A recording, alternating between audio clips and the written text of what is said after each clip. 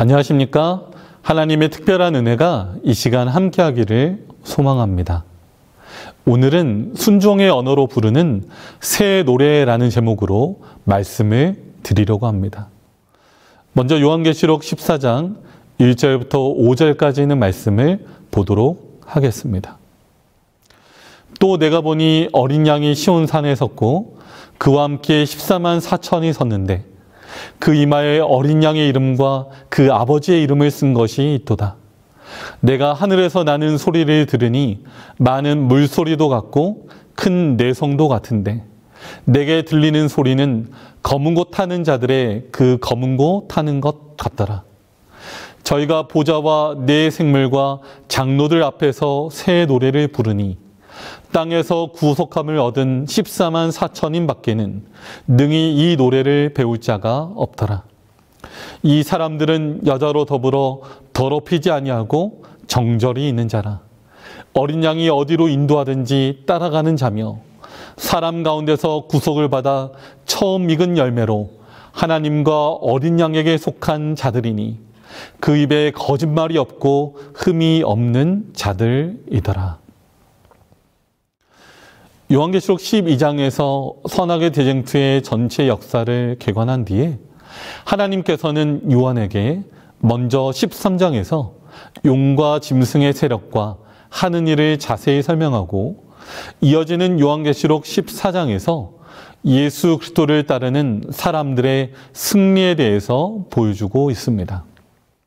마치 고된 산행길을 마치고 산 정상에 서서 산 아래에 있는 마을들과 지나온 길들을 되돌아보며 마음속 깊은 곳에서부터 야호라고 크게 부르며 그 즐거움을 표출하듯이 이제 시온산 위에 서 있는 이 무리들은 어린 양과 함께 그들만이 부를 수 있는 즐거운 언어로 하나님을 찬양하는 새 노래를 부르기 시작합니다.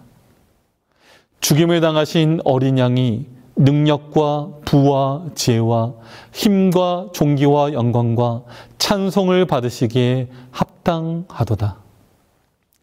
자, 그런데 요한계시록 14장에서 하나님은 믿는 자들의 승리를 선언하시면서 왜 어린 양이 시온산 위에 서 있다고 표현하고 있을까요?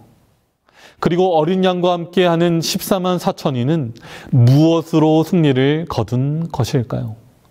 그리고 그들이 부르는 새 노래란 대체 무엇일까요? 오늘 이 지형적인 묘사와 함께 그들이 부르는 새 노래가 어떤 성격의 것인지를 살펴보고자 합니다. 요한계시록 13장에서 우리는 사단의 세력을 대변하는 두 짐승이 각기 다른 환경에서 등장하는 것을 보게 됩니다. 복합적인 형상을 한 매우 무섭고 흉흉한 짐승이 바다에서부터 올라왔으며 어린 양과 같으나 후에는 참남된 말을 하는 새끼 양과 같은 짐승이 땅에서 올라오는 것도 보게 됩니다. 첫 번째 짐승은 다니엘서 7장, 8장과 연관지어 해석할 때 로마 법왕권으로 해석되며 1260년 동안의 긴 기간 동안 성도를 박해하는 놀라운 세력이었습니다. 마치 태풍에 휩싸인 바다의 흉흉한 파도가 모든 것을 쓸어가듯이 성도를 박해하였습니다. 그리고 그 1260년의 기간이 끝나고 등장하는 한 짐승은 마치 새끼양 같은 온화함을 지니고 있으나 실상은 짐승의 일을 하며 참남된 말을 하는 세력임도 보게 됩니다. 두 번째 짐승은 땅에서 나타나는데 이전 짐승보다는 안정된 성향으로 보이지만 매우 교묘하게 짐승의 일을 하는 세력이었습니다.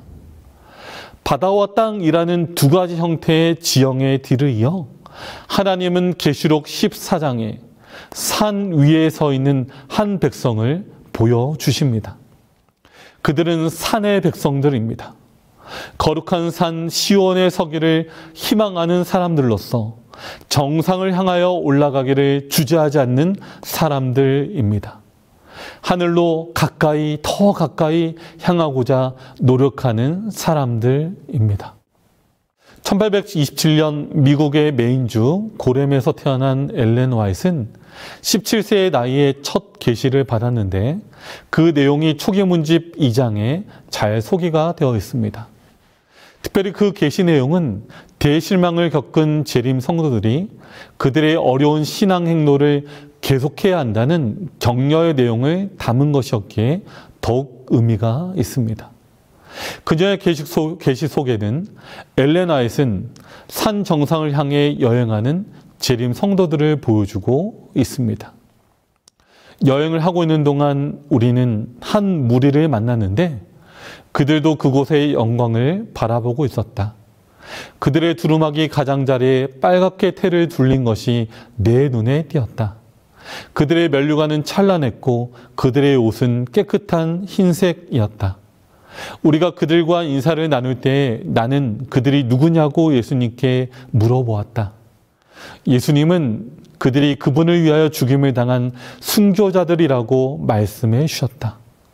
그들과 함께 셀 수 없이 많은 어린이들의 무리가 있었는데 그들의 옷 가장자리에도 역시 붉은 태가 있었다. 시온산이 바로 우리 앞에 나타났고 그 산 위에는 영광스러운 성전이 있는데 그 주위에는 7개의 산들이 있고 그 산들에는 장미와 백합이 자라고 있었다. 나는 그 어린이들이 산 꼭대기를 향하여 기어오르기도 하고 원할 때는 그들의 작은 날개로 날아 올라가서 시들지 않는 꽃들을 따는 것을 보았다. 온갖 종류의 나무들이 성전 주위를 아름답게 꾸몄다. 회양목, 소나무, 전나무, 기름나무, 도금냥나무, 석류나무, 그리고 알맞게 익은 열매의 무게로 고개를 수그린 무화과 나무 등 이러한 나무들이 그 둘레를 찬란하게 만들었다. 드디어 우리가 거룩한 성전에 들어가려고 할 때 예수께서는 부드러운 음성으로 14만 4천 명만이 이곳으로 들어간다라고 말씀하셨고 우리는 모두 할렐루야라고 함성을 올렸다. 우리 초기문집에 나온 내용이었습니다. 엘렌 화이트는 이 첫 계시에서 보는 것처럼 시온산 위에 무엇이 있다라고 말하고 있나요? 바로 하나님의 영광스러운 성전이 있었다라고 이야기하고 있습니다. 시온산은 예루살렘이라는 도시가 지어진 기반이 된 산의 이름입니다. 시온산은 세 개의 골짜기와 세 개의 봉우리로 이루어진 산인데 다윗 왕이 이곳을 점령하면서 다윗성이라는 이름으로 불리우다가 이스라엘의 수도를 이곳으로 정하면서 예루살렘, 즉 평화의 도시라는 이름이 붙게 됩니다. 열왕기상 11장 36절에는 이와 같은 말씀이 있습니다. 그 아들에게는 내가 한 지파를 주어서 내가 내 이름을 두고자 하여 택한 성 예루살렘에서 내 종 다윗에게 한 등불이 항상 내 앞에 있게 하리라.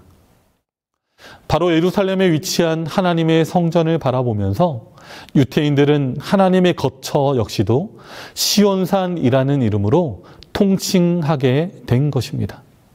따라서 예수님의 제자 요한의 계시를 통해서 바라본 시온산은 하늘 도성을 나타내며 하나님의 임재가 있는 새 예루살렘을 뜻하는 것입니다.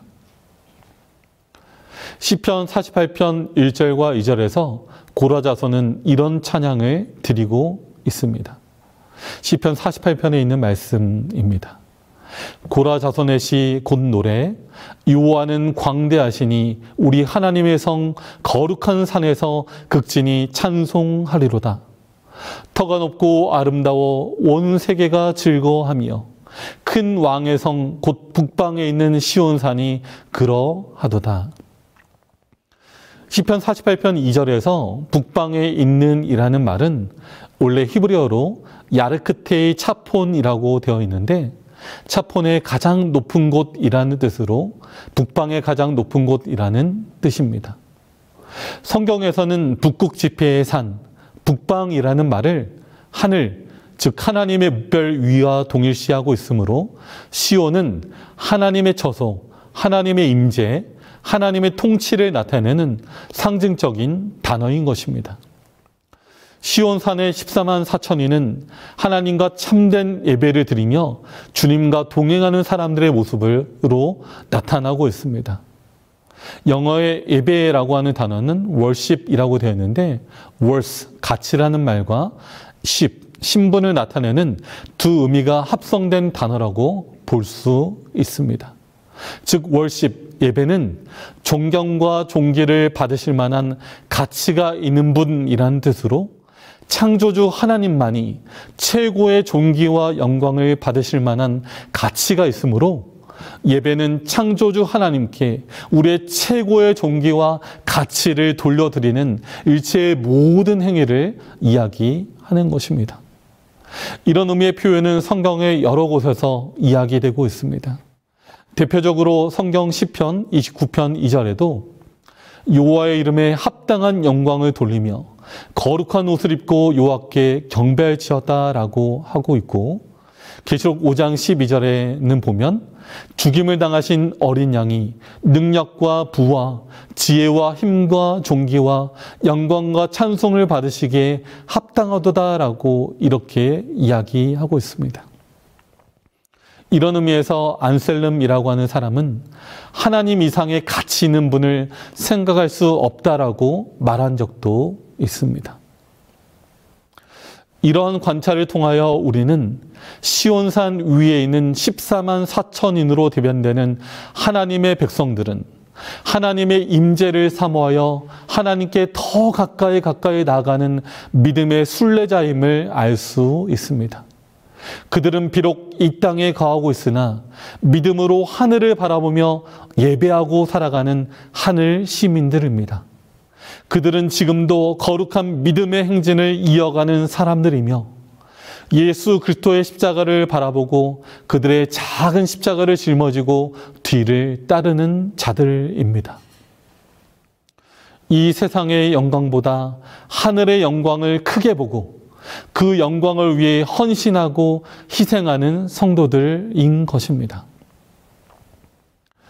종교개혁식의 신앙을 했던 잔느 귀영이라고 하는 한 여성 신앙인은 계시록 14장을 읽고 다음과 같은 글을 썼습니다. 어린 양이 시온산에 섰고 진리 안에서 나는 이 말씀을 주님이 사람의 영혼 중심에 서 계신 모습으로 이해한다. 주님은 주님이 인치시고 주님의 성품이 새겨진 영혼의 중심에 거하실 뿐만 아니라 그곳에 계시기를 기뻐하신다. 주님께 인침을 받은 사람들의 수는 14만 4천 명이다. 그들 사이에는 연합이 존재한다. 그들은 함께 느끼고 같은 언어를 사용하며 행동을 같이 한다. 이 영혼들은 언제나 어린 양과 함께 살아간다. 주님도 그들 안에 거하신다. 어린 양이 신자의 영혼 중심에 계신 것과 마찬가지로 주님은 몸된 교회의 중심에도 거하신다. 이 영혼들은 주님의 지속적인 희생을 함께 나누는 가운데 끊임없이 자기를 온전히 비우면서 살아간다. 이 방종한 세상 속에서 예수 그리스도께 속해 기쁨을 누리며 살아가는 영혼들은 얼마나 행복한가. 너희는 철저한 침묵 안에 감추어져 있으며 죽었고 지속적으로 자기를 비우면서 주님처럼 모욕과 수치와 비방을 견디는구나. 그러나 내가 수치와 죽음을 분연히 떨치고 일어나 어린 양의 혼인잔치에 참여할 날이 곧 올 것이다. 지금까지 너는 이 잔치에 참여할 수 있는 자격을 갖추어 왔기 때문이다. 우리 잔느 귀영이 쓴 요한계시록이라는 책에 나와 있는 내용입니다. 요한계시록이라는 책이 신학적으로 연구되어지고 해석되어지기 전에 성경을 마음으로 대하며 사모하고 있던 한 여성 평신도의 가슴으로 해석되어진 내용을 방금 읽어드렸습니다. 어떻습니까? 여러분도 요한계시록을 읽으며 이렇게 하나님의 사랑과 성도의 믿음에 대하여 여러분의 언어로 표현할 수 있겠습니까? 바로 이러한 언어가 요한계시록 14장이 표현하고 있는 성도들이 부르는 새 노래인 것입니다. 그들의 경험으로 성취되고 이루어진 새 노래, 지상에서 하나님과 함께 동고동락하며 그들의 삶으로 만들어진 가사말을 가지고 하나님께 찬양하는 노래입니다. 우리나라는 전통적으로 슬픈 민요풍의 노래가 우리의 정서입니다. 아리랑 아리랑 아라리요, 아리랑 고개를 넘어간다. 나를 버리고 가시는 님은 십리도 못 가서 발병 난다. 뭔가 구슬프고 한이 서린 노래가 바로 우리의 노래입니다. 그래서 한국 사람들의 대표적인 정서를 한이라고 합니다. 무언가 마음에 응어리진 무언가를 늘 마음에 품고 사는 사람들입니다. 역사적으로 너무나 어려운 일들을 많이 당했고 힘들었던 민족입니다. 불과 100여 년 전에는 일제 치하에 있었고 해방 이후에는 동족 상잔의 비극을 맞았고 지금도 남과 북이 분리된 채로 서로 매서운 총뿌리를 겨누고 있는 상황입니다. 그래서 어쩌면 우리는 새가 노래한다라고 하지 않고 새가 운다라고 하는지도 모릅니다. 한국인의 신앙도 우리는 이 관점에서 살펴보지 않을 수 없습니다. 요한계시록 14장을 지켜보는 우리는 그 14만 4천인의 노래가 그들의 눈물이 배어있는 눈물의 노래라는 사실을 알 수 있습니다. 예수님 때문에 많이 울었고 아파했고 신음하던 사람들의 노래. 그래서 그분은 하늘 도성에 들어갈 우리에게 이제 다시는 눈물이 없고라고 선언해 주십니다. 어느 민족보다도 가슴 아픈 역사를 가지고 있는 우리 한 민족에게 어쩌면 신앙은 너무나 큰 위로와 소망이라고 생각되어집니다. 그리고 어느 민족보다도 더 하나님께 가까이 갈 수 있는 영적인 감수성과 함께 그러한 신앙적 정서를 가지고 있습니다. 그래서 어느 민족보다도 뜨겁게 신앙할 수 있는 그런 신앙심을 우리는 가지고 있는 것입니다. 예수께서 민망히 여기신다라는 성경절을 보면서 예수님의 애간장이 녹는 그 마음을 깊이 느낄 수 있는 그런 사람들이 바로 우리입니다. 저는 오늘 이 말씀을 듣고 있는 성도들이 하나님의 도성을 바라보면서 힘차게 전진하는 그 믿음의 대열에 서 있기를 간절히 바랍니다. 힘차게 믿음의 노래를 부르며 한 손으로는 흐르는 눈물을 닦으며 전진하는 재림 성도가 되기를 간절히 바랍니다. 그런데 이렇게 뜨겁게 신앙을 고백하는 우리의 삶에 결정적으로 어려움을 주는 부분이 있는데 그것은 곧 하나님께 대한 우리의 정절을 지키되 타인에게 관영하는 것입니다. 때때로 우리는 이 부분에 대한 속조금으로 인해 한 민족이 가지고 있는 신앙적 장점들을 손해보는 경우가 많이 있는 것 같습니다. 많이 아파봤고 많이 울어봤기에 마음속에 하나님의 사랑을 품은 그런 성도가 되기를 간절히 원합니다. 이제 한 글을 소개하면서 오늘 말씀을 마치려고 합니다. 지금 우리는 영원한 성읍의 문 어귀에 있는데 그 좋은 동산에서 부를 경험의 노래 그대 가슴에 있는가? 죄가 없는 곳, 죄가 무엇인지 알지 못하는 하늘 거민들 앞에 경험한 사람들만이 부를 수 있는 승리의 노래 그대 가슴에 있는가? 십자가로 그려주신 그분의 악보, 세상 빛으로는 읽을 수 없는 노랫말, 시련의 학교에서 눈물로 배운 경험의 노래 그대 가슴에 있는가? 좁은 길을 걸으며 고난의 풀무에서 목이 메어 다음 소절 잊지 못할 때 나는 그대의 눈물을 안다. 나도 역시 울었다. 보좌에서 일어나 피 묻은 손으로 지휘하는 주님을 믿음의 눈은 보나니 사랑하는 이여 땅에서는 외국인과 나그네일 뿐 사무치게 그리운 그분 앞에서 완전한 곡조로 부를 수 있는 경험의 노래 그대 가슴에 있는가? 오늘 우리에게 주어진 이 말씀들을 생각하면서 시온산 위에 서 있는 어린 양과 함께 동행하면서 우리의 순종의 자세로 하나님의 우리의 경험의 노래를 들려드릴 수 있는 우리 모든 신앙의 성도들 되기를 간절히 원합니다. 우리의 삶 가운데 주님께서 말씀하실 때 주여 여기 있나이다 라는 마음으로 따라갈 수 있는 우리 모두가 되기를 간절히 바라면서 예수님의 이름으로 간절히 기도하는 마음으로 오늘 말씀을 마치겠습니다.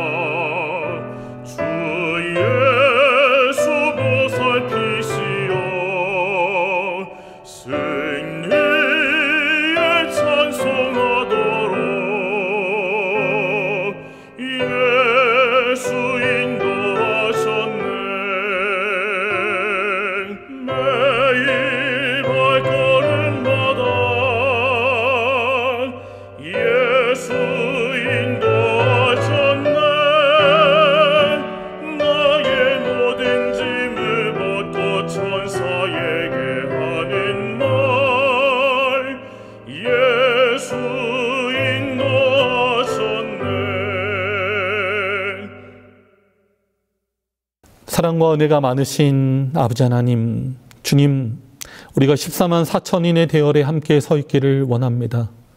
어린 양이 시온산 위에 서 있는 것을 볼 때 우리가 하나님께 진정으로 예배하는 마음으로, 주님께 순종하는 마음으로 하늘을 향해 한 걸음 한 걸음 전진할 수 있도록 주님 도와주시옵소서. 이 땅에서 힘들고 어려울 때, 다른 사람들이 알지 못하는 시련과 어려움으로 투쟁할 때 하나님, 우리의 눈물의 기도를 들어주시는 그 하나님의 놀라운 사랑을 우리가 기억할 수 있도록 도와주시옵소서.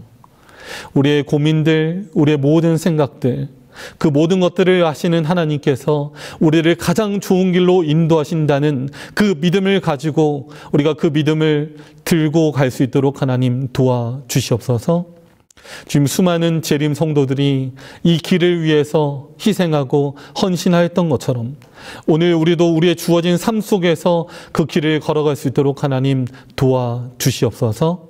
매일의 삶 속에서, 매일의 일상 속에서 하나님을 높이고 우리의 예배를 통해서 하나님께 영광 돌리는 우리 모두가 되도록 하나님 함께하여 주시옵소서. 우리를 사랑하시는 예수님의 이름으로 간절히 기도드리옵나이다. 아멘.